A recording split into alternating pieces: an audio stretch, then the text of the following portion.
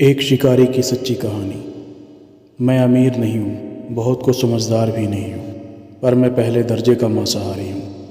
मैं रोज़ जंगल को जाता हूँ और एक आध हिरन को मार कर लाता हूँ। यही मेरा रोज़मर्रा का काम है। मेरे घर में रुपए पैसे की कमी नहीं, मुझे कोई फ़िक्र भी नहीं। इसी सबब से हर रोज़ मैं शिकार के पीछे पड़ा रहता हूँ। मुझे शिकार का बड़ा भारी शौक़ है, यहाँ तक कि मैं उसके सामने अपने माँ बाप, पुत्र और प्राणों को भी कोई चीज़ नहीं समझता हूँ।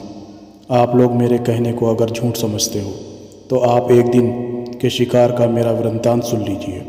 उस वृत्तांत को सुनकर मुझे भरोसा है कि आप ये अनुमान लगा सकेंगे कि मुझे शिकार ज़्यादा प्यारा है कि अपना प्राण। अच्छा, अब उस वृत्तांत को सुनिए।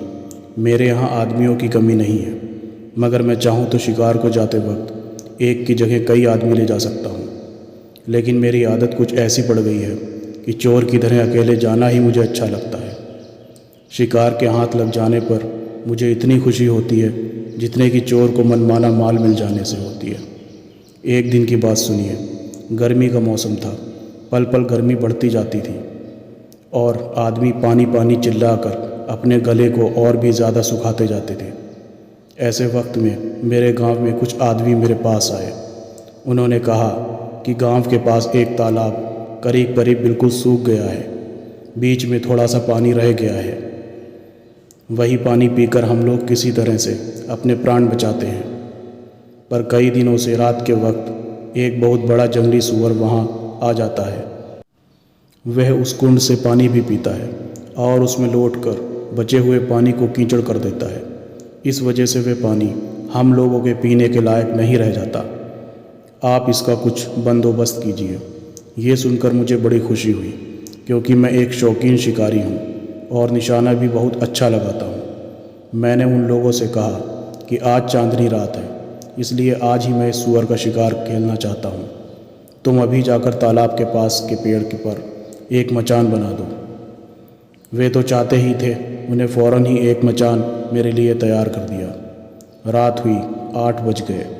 मैंने खाने को खाया, अपनी मामूली शिकारी पोशाक पहनी, बंदूक हाथ में उठाई और एक भाला और एक पेशकब्ज भी हाथ में लिया।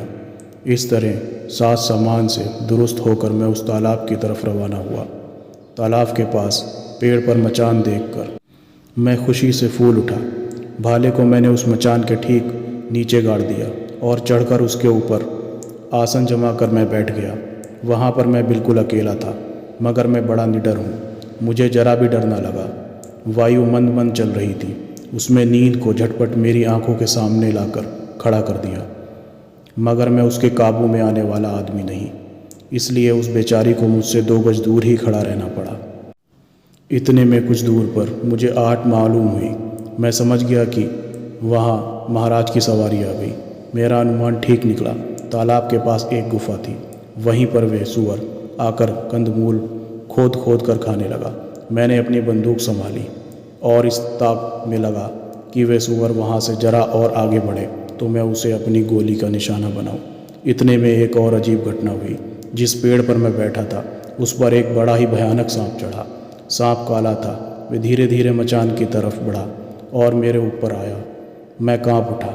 मैंने समझा कि मेरी मौत आ गई, मगर मैं चिल्लाया नहीं और ना ही उस सांप को अपने शरीर से अलग फेंकने की मैंने कोशिश की।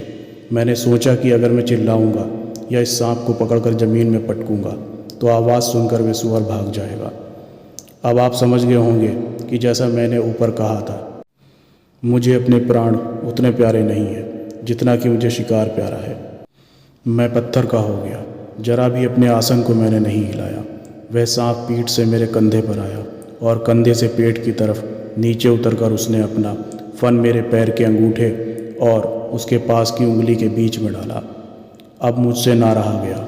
वहाँ पर मैंने उसके सिर को इस मजबूती के साथ दबाया कि वह सांप एक ही मिनट में फड़क फड़क कर वहीं मर गया। मेरे शिकार का पहला कांड खत्म हो गया। शुक्रराज अब तक उस गुफा के पास खोदी खाद में लगे थे कि तालाब के पास पानी पीने के लिए एक भयानक भालू आ पहुंचा। अगर मैं चाहता तो उसे वहीं पर मार गिराता, मगर शुक्र के भाग जाने के डर से मैंने ऐसा करना मुनासिब नहीं समझा। भालू पानी पीकर तालाब के पास खड़े खड़े दम लेने लगे।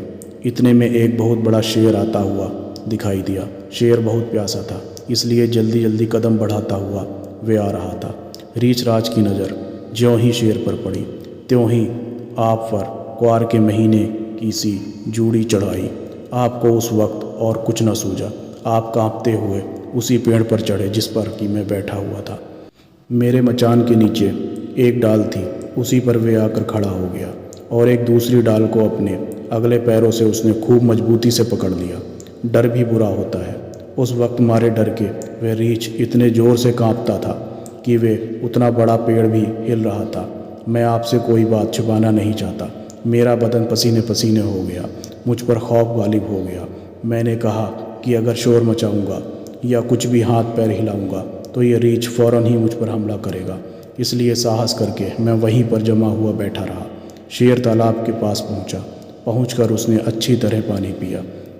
वे किनारे पर बैठ गया और अपनी मूँछें सुधारने और धीरे धीरे गुर्राने लगा। शेर मेरे मचान के बिल्कुल सामने ही था। यह हाल देखकर उस पर वार करने के लिए मैंने अपनी बंदूक संभाली। इसी बीच वे शुअर गुफा की तरफ से चला गया और तालाब के पास आया। वाकई वह शुअर था कि हाथी का बच्चा। ऊंचाई में वे कोई 6 फुट का था। उसके 2 दांत हाथी के दांत के समान बाहर निकले हुए थे। वे इतने बड़े और मजबूत थे कि 3-4 फुट के घेरे के तने वाले पेड़ को भी वे एक ही आघात में गिरा सकता था।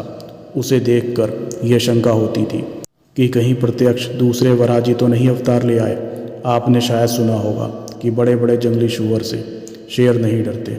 शुअर के पहने पहने प्रकाशमान दांतों को देखकर शेर को शुअर पर हमला करने का साहस नहीं होता था।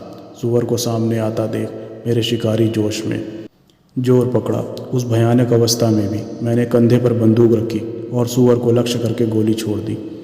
यकाएक दान की आवाज़ आई। शुअर को गोली लगी, मगर उसने समझा कि सामने बैठे हुए गुर्राने वाले शेर ने मुझ पर यह चोट की है। बस एकदम वह शेर पर टूट पड़ा। दोनों में भयानक युद्ध हुआ। आखिरकार वनराज को शुकरराज की कराल ढालों का चबैना होना पड़ा। इधर मेरी गोली के आघात से वराजी भी स्वर्गलोक को सिधारे।